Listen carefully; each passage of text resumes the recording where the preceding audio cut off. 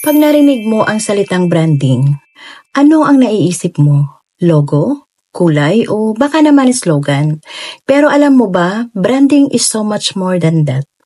Sa video na ito, pag-uusapan natin kung ano nga ba ang branding, bakit ito importante, at paano ito makakaapekto sa success ng isang business o personal brand mo. Again, I'm Yang Santiago, isang negosyante at isa ring OFW dito sa Paris, France. Naalala ko ng mga panahong nagsisimula pa lang ako mag-business. Wala pa akong alam sa branding na yan. Akala ko noon it's not really important. Kaya wala doon yung focus ko. Hindi ako nag-focus alamin kung ano nga ba ang tunay na definition ng branding.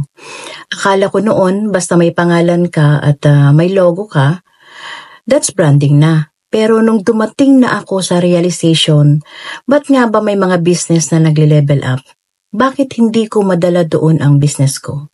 Bakit nananatili lang na nasa level na kung paano ko siya tingnan?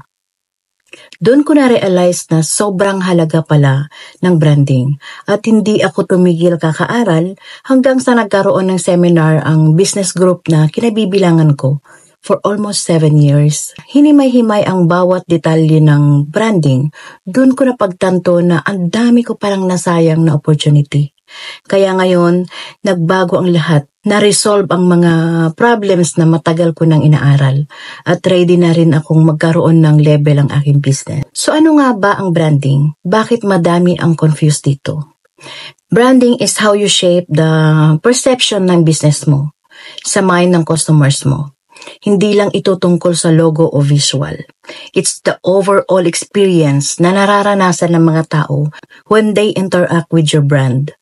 Para siyang personality ng business mo.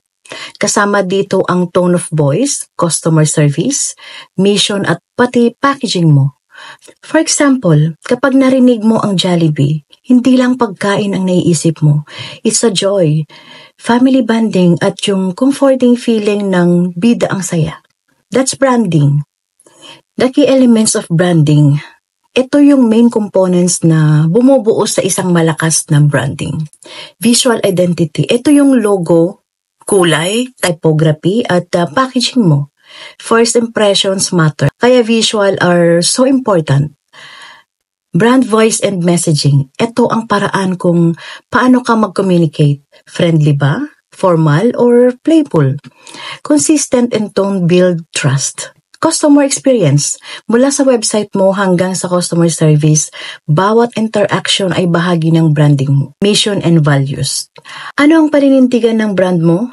A clear purpose connects you to your audience on a deeper level. Why branding is important? It builds trust. Kapag consistent ang brand mo, mas magtitiwala sa iyong customers. Recognition build trust.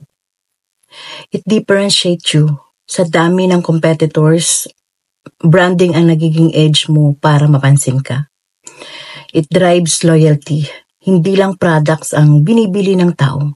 They buy into brand na may emotional connection. Branding creates connections. It will add value. Kapag well-branded ang business mo, pwede kang mag-set ng higher prices dahil na-convey mo ang quality at credibility. Examples of great branding. Jollibee. More than their chicken joy, Jollibee promises happiness and family bonding. Yung tagline nila na bida ang saya isn't just a tagline. It's a promise feelings. They make every interaction feel joyful and family-centered. Another one is McDonald's. McDonald's, on the other hand, promises consistency and comfort. Kahit saan ka pumunta, alam mo kung ano ang lasa ng Big Mac or fries nila. Plus their tagline, I'm loving it, creates a connection of enjoyment and satisfaction. Another one is Nike. The iconic logo, Just Do It slogan at ang empowerment for athletes. Hindi lang sila nagbebenta ng sapatos. They sell lifestyle. How to start building your brand? Kung nagsisimula ka pa lang, ito ang pwede mong gawin. Number 1, define your brand purpose. Tanungin mo ang sarili mo, ano ang paninindigan ko at sino ang target audience ko. Number 2, create visual and verbal consistency. Gamitin ang parehong kulay, logo at tone sa lahat ng platforms. Website, social media, packaging, etc. Number 3. Focus on experience. Paano mo mapaparamdam sa customers na special sila sa bawat interaction? Number 4.